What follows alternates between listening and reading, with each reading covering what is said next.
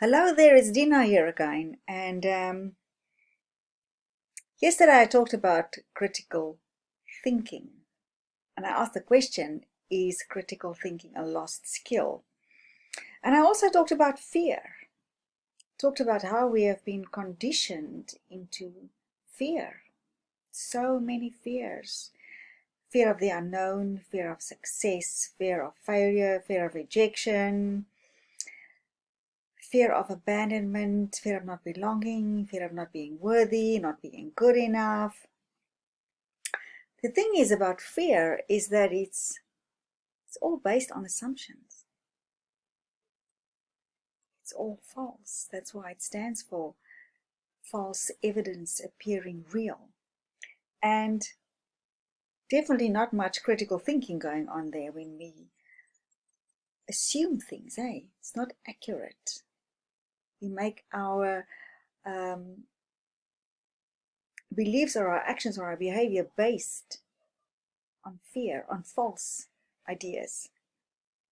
And we believe that we are powerless to change this.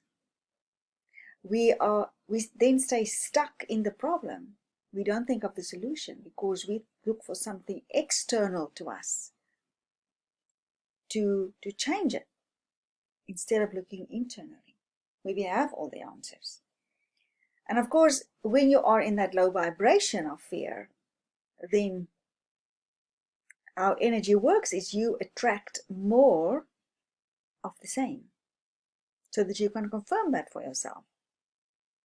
So, and by the way, the powers that be are capitalizing on fear. So what they do is they create a problem. Whether it's what we are experiencing now, being afraid of each other, being afraid to come near someone else, it's all with a hidden agenda. There's nothing scientific really that backs this whole distance thing. Anyway, whether it's that or whether it's the climate thing or whether it's whatever, is they have a PR system and resources that really is magnificent, okay? And they dress that up for us. And they've got the technology to create holograms and to create all kinds of stuff so that it really is believable. And of course they've got the scientists and everything that backs them up. So no wonder that we believe it. And of course the moment that happens, we all are dumped into fear. And everybody screams, help, help, help. And yes, here we are with the solution. And of course, that solution is not in our best interest.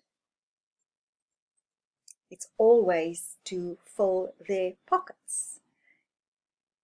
All right, so,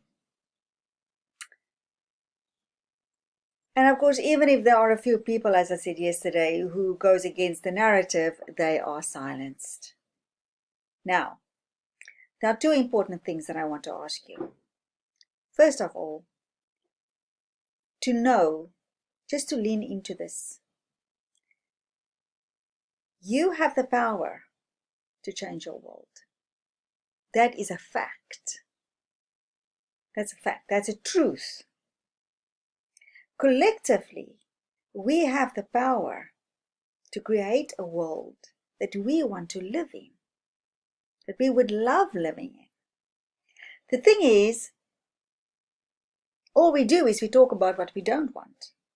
We talk about the fears and the problems and the things that don't work. We complain, we criticize, we condemn.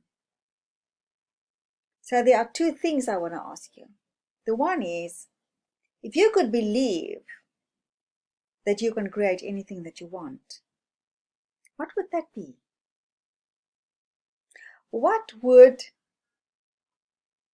the world that you want to live in look like? If we don't like this world that is how it's becoming now, what do you want?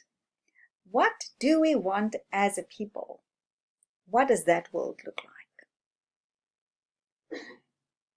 And that is so important, because that changes our vibration. The moment we start imagining, that is the most marvelous, miraculous, magnificent force, as Napoleon Hill describes it. We can recreate with our mind. And if you think about it, if you look around you, that's what you have created so far. Anything that you can hold in your head, you can hold in your hand, as Bob Proctor says. I love that quote.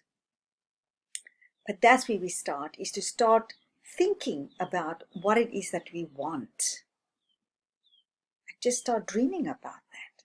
And if you think about a world that you would love to live in, what would that look like? How would the people behave?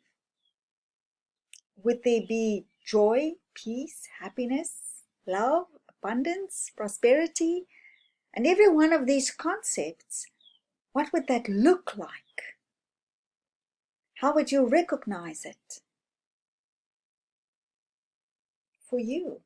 And if you don't know what that is, then go and do some searches on YouTube or on Pinterest. Find pictures. Start expanding your exposure to prosperity and conscious abundance. We need to expand our consciousness all the time. And then take time thinking about that, contemplating that, dreaming about it, feeling it. Okay? The next thing is, when you experience fear, ask yourself, what am I assuming? And write it down. And then, is this true? Looking at those statements, is this true? Really? Do I have personal evidence for this? Probably won't have evidence. And then ask, so what are the opposite of these assumptions? And how would that make me feel? And if I believe this, how would that change the situation? And do I have evidence of this? And chances are that you probably do. And then you can make a choice about what it is that you want to focus on. Do you want to focus on what you want and being pulled towards that and attracted that to you? Or do you want to focus on what you don't want and create more of the same?